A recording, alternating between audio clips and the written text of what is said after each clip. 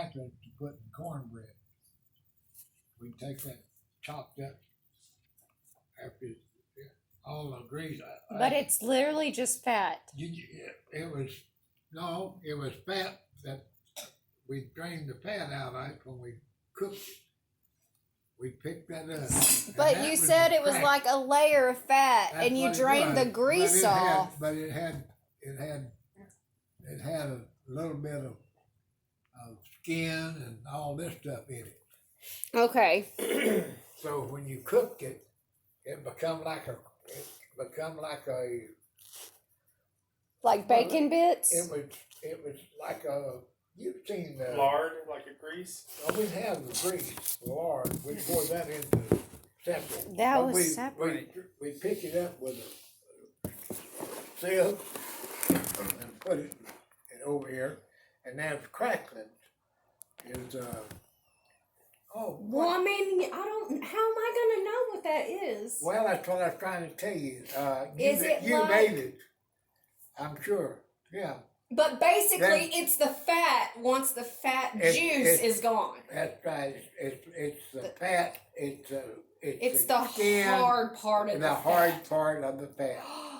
Like a pork rind? A what? Pork rind?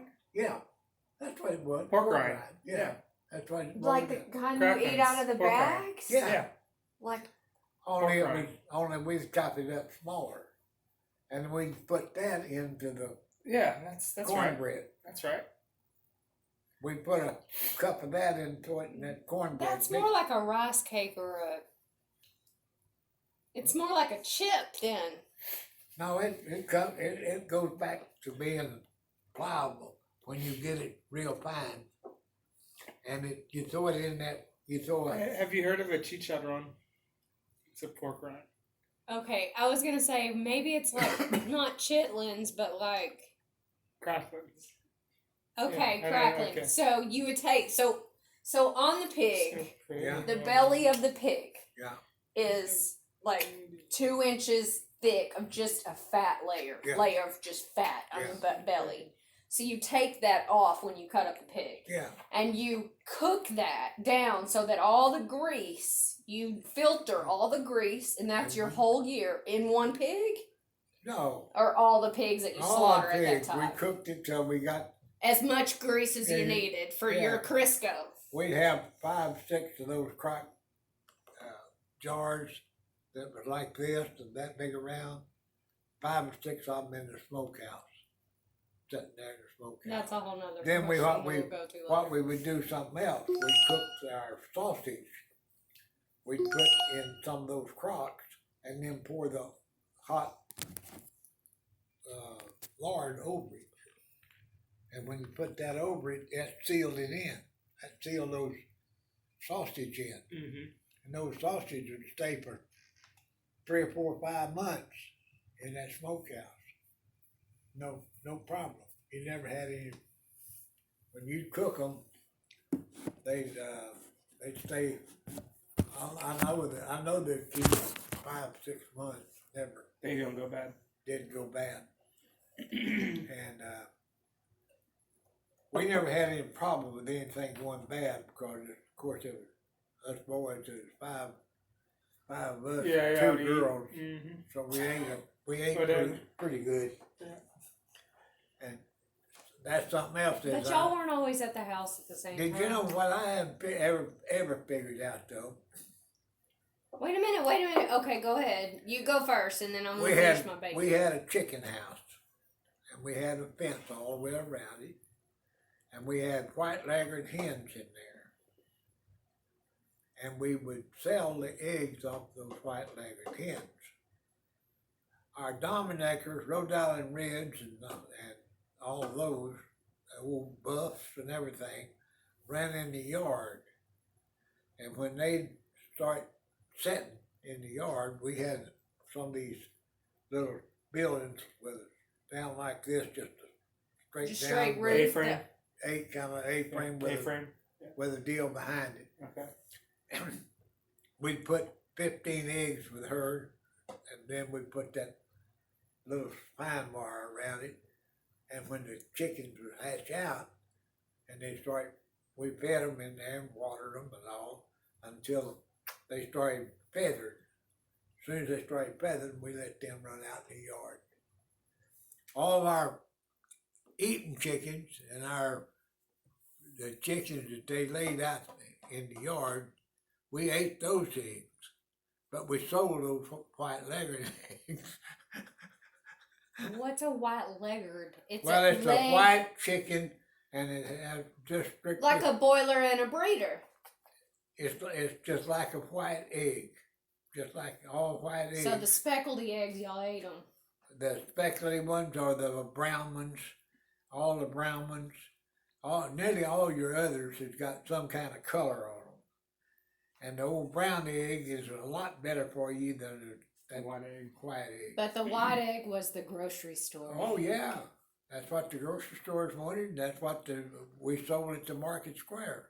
Just like we sold butter, we take and churn till we started running the dairy. We churned all of our milk and made buttermilk, and then we take that butter and put it in a mother had a wooden deal that would make 1 pound of butter, and you just take and work all the milk out of it, the buttermilk, work it all out of there, and you'd sell that one. Okay, can we go back to the bacon? I just want to know what part of the pig. Okay, so once you cut that layer of fat and you make your crackling that you use for cornbread. Yeah. The underneath that is the bacon. Yeah. So how come at the store sometimes they're thick and sometimes they're thin and sometimes they're more fatty and sometimes they're not? They get that layer right below where the ribs stop. Okay, so ribs of the pig like me. Yeah, and you take right where the stomach ribs stop. That right below that is where you get your bacon. It's like a strip. Yeah, all the way down. It's got muscle in there, and that's where your bacon comes from. Under the ribs, okay. And then you have your pork ribs, which your baby back. Wait, baby backs come from pigs, right? Or are baby backs from?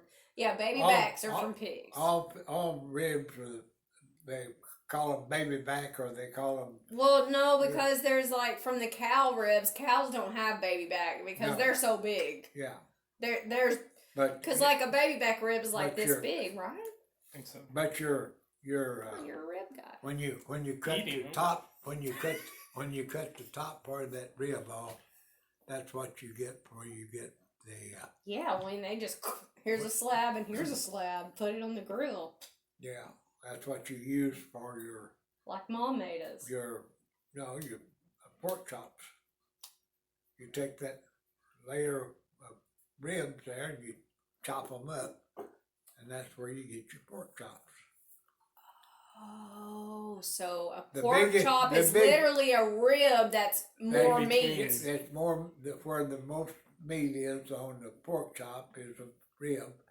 But how come it doesn't taste as good as a rib? They use but most of your big ribs make the pork chops.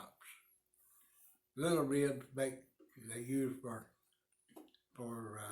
baby backs and barbecue and what have you. All right. So. Okay, so that's where I know the bacon comes from underneath the ribs under the belly, and the belly underneath that has a bunch of fat, which is why some bacon has a lot of that stringy fat. Yeah. Because it got some of the fat with it. Yeah. And when you cook it, it's like crackling. Yeah. Because that's where it's coming from, right? Yeah. Okay. All right, I just had to sit down for that because I need to know about my bacon. Well, bacon. Because it's my favorite part of the pig. I mean, basically the belly of the pig where the ribs and the belly is, that's all I want. So what else do you get off the pig? You get the shoulder, you get the front shoulders are we use the ham, the back shoulder, back leg, and like this the hip. to the hip? That's the ham, back to the back. And the front is the front. Ham hocks. It's ham hocks, yeah. And some people eat pig feet. Yeah, we ate lots of pig feet. Do you eat the ears and stuff? We ate the That's what pork rind. I thought pork rinds was the skin.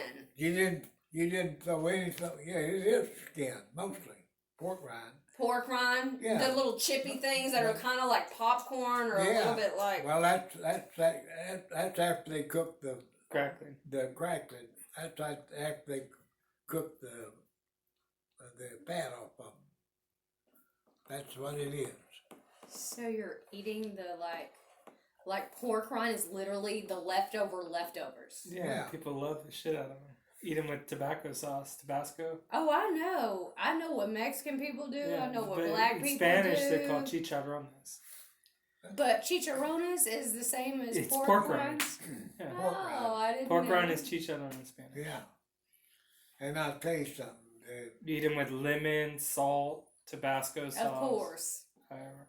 And black people put hot sauce Yeah. and Yeah. The There you go. you know, cooking a hog. What would happen with us when we'd kill 8, 10 hogs, and what we do is kill that hog, put it on a sled. We had a tank here, and we'd put hot water, real hot water in it. We'd bring that hog up and roll him over into that hot water, and how would you kill the hog? we'd shoot them, roast them, and then cut the throat. And drain their blood first before you put them in the hot water? Yeah, because Do you hang them like you no, do chickens? we didn't hang them till after we scraped all the hair off. Oh yeah, because they have hair. Yeah, we put the. So you have to scrape the hair to use the skin. So you didn't use the hair of the pig. We didn't use the hair. No, That's the only thing though. that's the only thing. That and the squeal. That's the only thing. What's a squeal? That's what the hog does when you shoot him. Oh. Squeals. Grandpa! I thought it was like part of the throat or something. Did you eat the throat and the eyes and everything? Use the head. The eyes we didn't ever use, but we used the head, and we used the tongue, and Barbacoa. It's cow tongue. use the tongue and all I that. You eat could eat that. pig tongue too. Pig tongue. You like that mirror? No, just like What would happen? You know in the our- other side is magnified. gross. What happened in our place and all the others around us? Well, Everybody raised hogs, and we raised as many as any of them, Don't. or She's- She's fine. more than any I'll of them. take her. And we would kill 8, 10, 6, 8 hogs every year. 2 tons of hog. And then what we'd do, we'd pull them down and we'd cut them up. The women would grind into the sausage, and the men would take the hams and everything and hang them in the smokehouse, and we rubbed them every day. We'd take them down and we'd rub them with a sugar cure and mixed up, and it would drip. And when it quit dripping, that's when we put it in the salt box. Salt. Yeah. How many days would you rub it? We drip. Sometimes it'd be a week. We go a week. Sometimes but we had smoke in that smokehouse all the time. As long as you had it hanging, as long as it was hanging, we had smoke. And that was one of my jobs too. We had brick in here, about 4 or 5 brick, and we had about that much of a barrel, a 55-gallon barrel. We'd put that on there, and then I'd get coals in there, and then throw anything green, How old make are you? it smoke. Huh? How old are you when you're doing that? Oh God, I did it all from the His whole time life, but from the time I 10? was about 7 till the time I went to The Navy? in the Navy. Yeah. which was 20 years old. Huh? You were 20 when you went to the Navy, right? 17. 17. 17. Oh, really? Yeah, I was in South Pacific Oh, 20 was the when I came out. yeah. I was still 20 years old when Yeah. I got discharged. I was just And then you went into the Army after that for 2 years. Yeah, but 4 years. Went in the Army 4 years. I went in Navy signed was up, only 2. I signed up for helicopter flight school, and they washed me hung leads and made me a cadre, and then they wound up. They made you a what? A cadre at Fort Worth, California. Because he couldn't be a pilot. They hung those on him. That's what he meant. Yeah. I had an old boy that we were shooting those recoilless 20 millimeter recoilless, and we were shooting them. I was supposed to be shooting them on time, you know. And I was walking by this one, and he pulled it. It just barely did miss me. Just got my britches leg. Whoa! It blowed that edge of that britches leg. If I had waited, if I'd just been half a minute before he happened, but he wasn't supposed to pull the trigger until he told to. But he pulled it anyway. That was close. Got carried away. Yeah. Whoa. Oh, I had a few other close ones. I went out to relieve a man. His body was in a, you know what a pill box? Yeah. You know, it's got with a hole with deal in the front where you go in. Yeah. I relieved him. We was out 6 miles out in the country around a fence, a guard duty, and I relieved this little boy. And when I found him, he was right there in the edge of the end of the thing, and his head was about 4 feet back. Oh. In that couch. And you know something?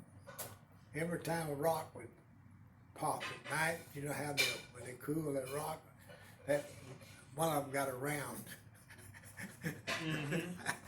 Yep. I bet. I was there. I was waiting on the guard truck. When it come, they finally got back around, and I told them what had happened. And they had to get some other people. I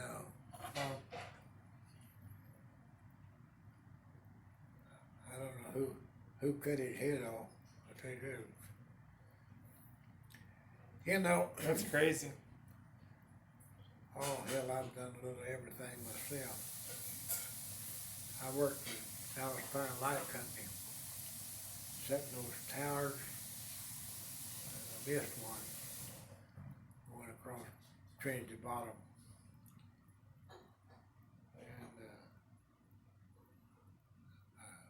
missed it just far enough that it come together to go ahead. It was like this. The boat wouldn't go through. So I get me a 48-inch pipe wrench, and I get there and I swing down on it. And our safety engineer, he was very upset, me hanging 100 foot in the air on a pipe wrench. Yeah, I bet. I mean, those things happen. Close call. That was back in my days but I've been there, done a lot of things. And I never had any problems. I've had a few different little deals happen to me, but I can't complain. I only got fired on one company. Which one was that? Commercial Credit Corporation. I worked for them as to go collect money, cards that were sold, adjuster. And I was in the office, and a girl was working for me, and she was married to a cadet out at James Conley Air Force Base.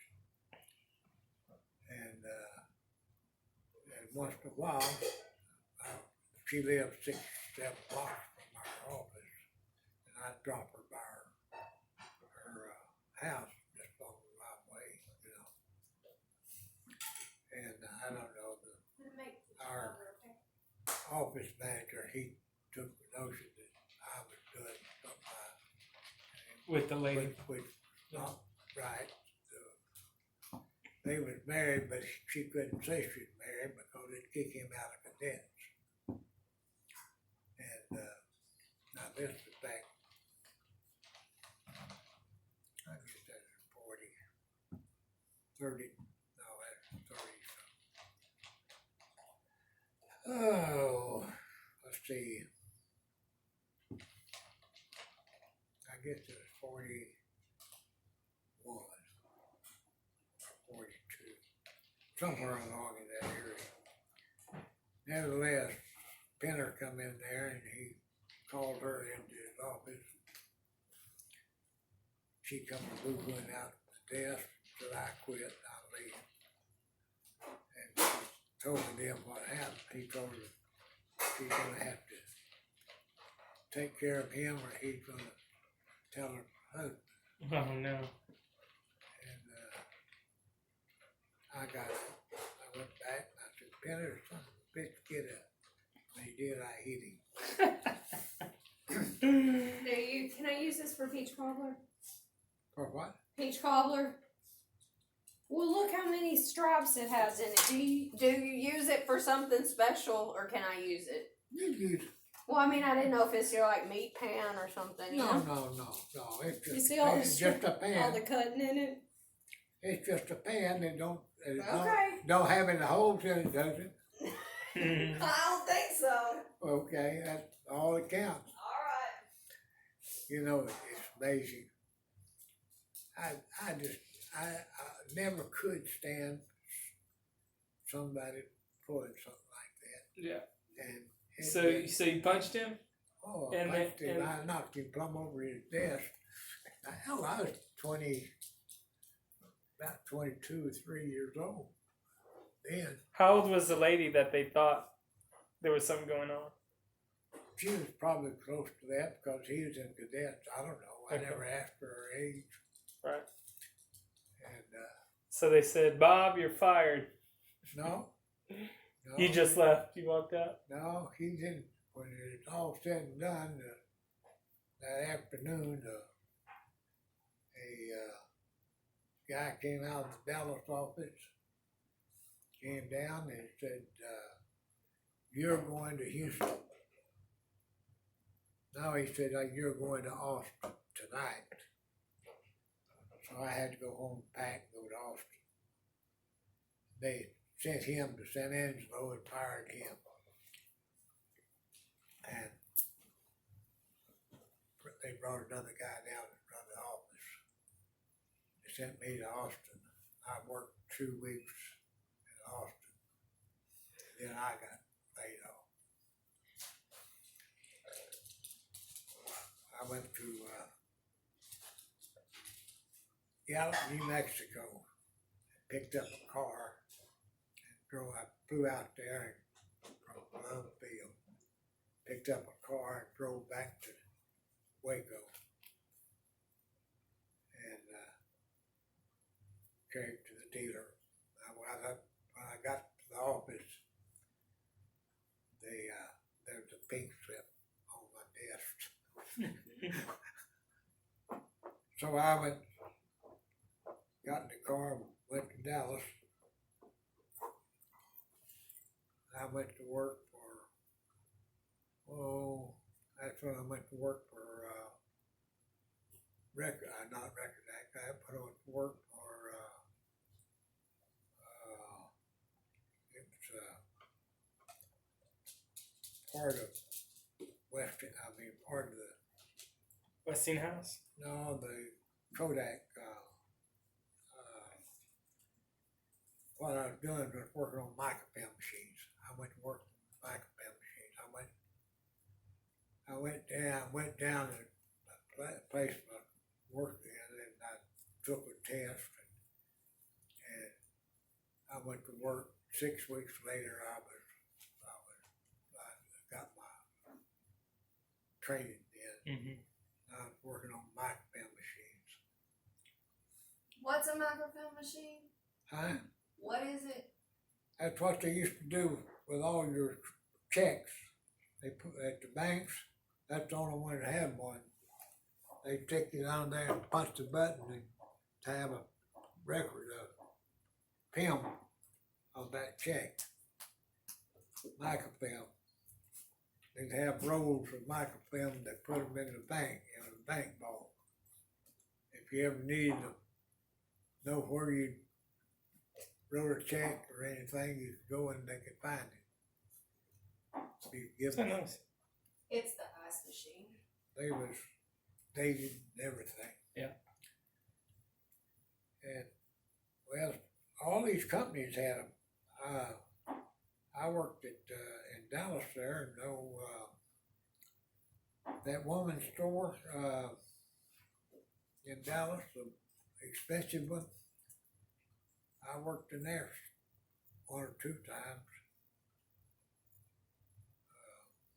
on machines, but I got laid off from that when the old boy came to take over my job when I was recalled for the service, and he had a wife and 2 kids, and I was single. So the boss said, he's gonna be here, they can recall you anytime, so we're not gonna let you go. Yeah. That's just part of the way life was. What are you doing, man? I'm like, I'm gonna peach cobbler recipe, and I think I might have deleted it. Deleted what? My peach cobbler recipe. I cleaned out more than 5,000 emails from. This is my oldest email account, and I went through and cleaned it out. Okay.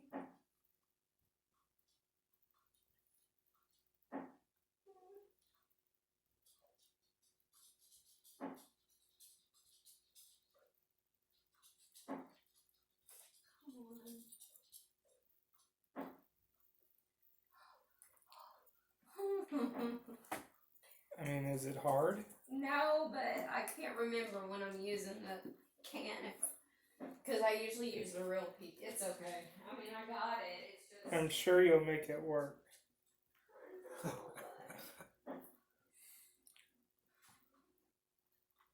Is that clock right there? Is it 10 something? Huh? Is that clock right? The time? 10? Yeah. Yeah. So, well, I haven't started it. Should I just put the lid on it and we'll make it tomorrow? I don't know. I don't care. Okay, as long as you're not ready to go to bed.